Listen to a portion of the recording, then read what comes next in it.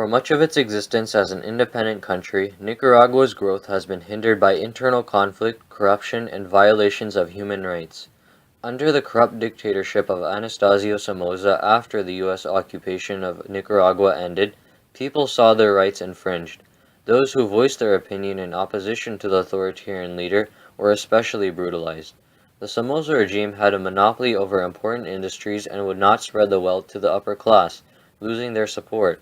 A socialist group called the Sandinista National Liberation Front, known as the FSLN for short, sparked an uprising and overthrew the Somoza dictatorship in the Nicaraguan Revolution of 1979, when the new government, led by Daniel Ortega, began supporting both socialism and international terrorists.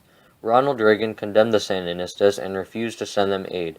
Their close ties with the communist countries of Cuba and the Soviet Union further strained relations between the United States and Nicaragua. As a result, the U.S. and the CIA trained and supplied a rebel group called the Contras, who were fighting against the Sandinistas. The Contra War, as it was known, was characterized by the atrocities both sides committed against civilians and prisoners. In 1988, after 8 years of fighting, torture, kidnapping, and executions, the Sandinistas and the Contras reached a ceasefire. The Sandinista National Liberation Front remained dominant after the war with Daniel Ortega as president, until he was defeated in the election of 1990. After losing the next two elections, they succeeded in restoring Daniel Ortega as president of Nicaragua in 2006, and he currently remains in power. His questionable victory in the flawed election of 2011, however, demonstrates how even in the 21st century, Nicaragua is still struggling to overcome problems from the past.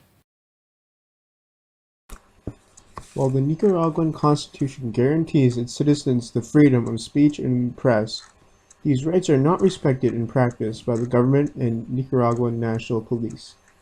The government cannot exercise censorship, but the fact that speaking against the Sandinistas can bring criminal defamation charges causes many people to practice self-censorship.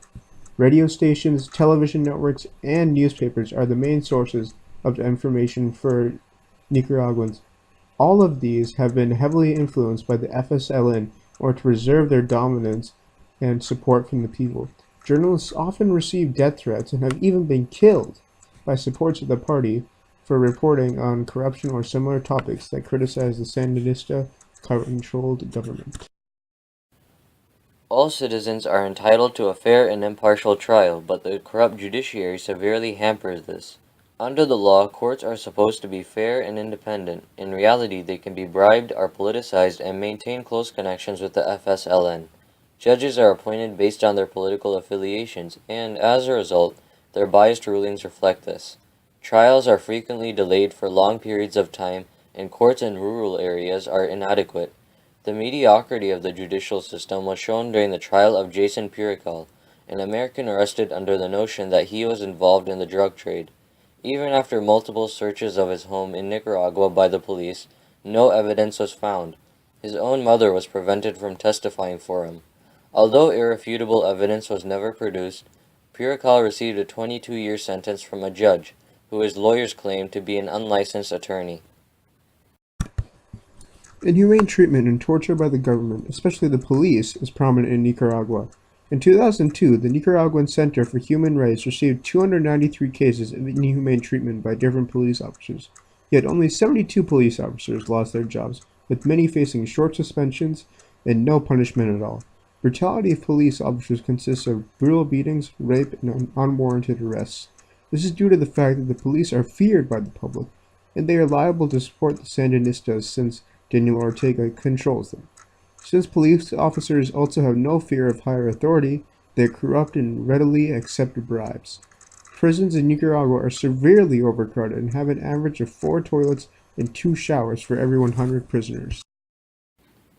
Although Nicaragua has all the institutions and systems needed to protect human rights, they are ineffective due to corruption. If it is ever to reach its full potential, it must enforce these laws instead of ignoring them.